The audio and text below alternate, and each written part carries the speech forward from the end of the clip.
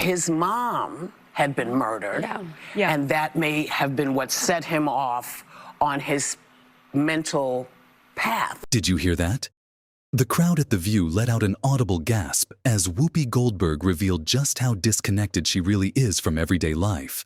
It's a moment that perfectly captures why so many Americans feel these elites are completely out of touch. But it didn't stop there. Whoopi and Sunny Hostin went all in defending a man who terrorized subway riders, women, children, even fellow black passengers.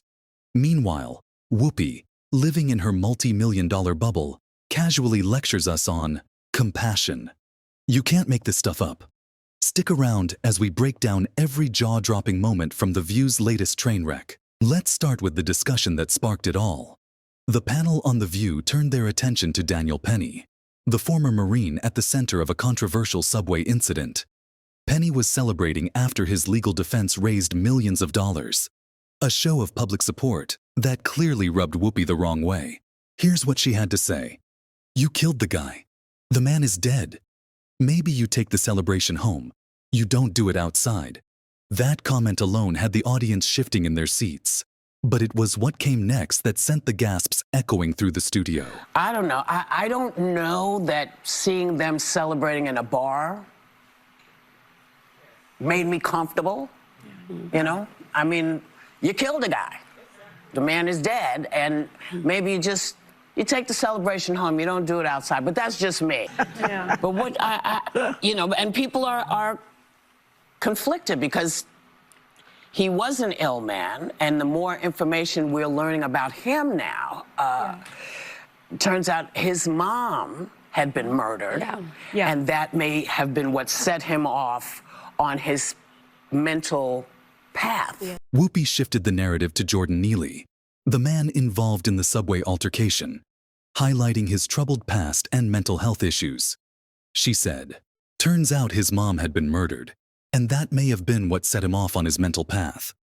My question is, where is our compassion as a society? Compassion for someone threatening innocent lives on public transit.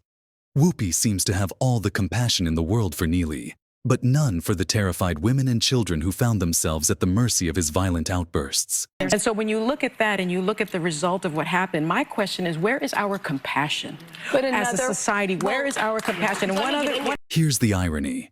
Whoopi Goldberg is worth an estimated $60 million. She likely hasn't set foot on a New York subway in decades.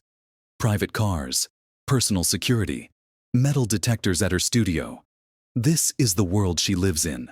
Whoopi Goldberg, lecturing ordinary New Yorkers about compassion, couldn't be further removed from the reality faced by those who ride the subway every day. Imagine this. What if Whoopi, or rather Karen Johnson, her real name before Hollywood rebranded her, were on that subway? What if she were just another commuter, sitting next to a young child, as a deranged individual threatened her life? Would her perspective on compassion be the same?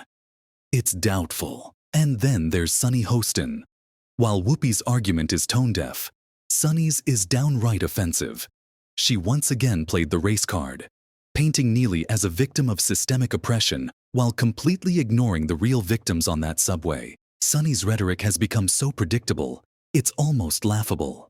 She claims to speak for marginalized communities but seems entirely oblivious to the harm her narratives cause. Is it any wonder why so many are tuning out The View? Let's be clear. No one is celebrating Jordan Neely's death. But the public outcry in support of Daniel Penny speaks volumes. People are tired of being told they're wrong for wanting safety in their communities. They're tired of being lectured by elites like Whoopi Goldberg, who wouldn't last 5 minutes in the situations they criticize. Whoopi's comments reveal a glaring hypocrisy. She champions the rights of the violent, the unstable, and the dangerous, while dismissing the fears and struggles of everyday Americans. The question isn't, where is our compassion?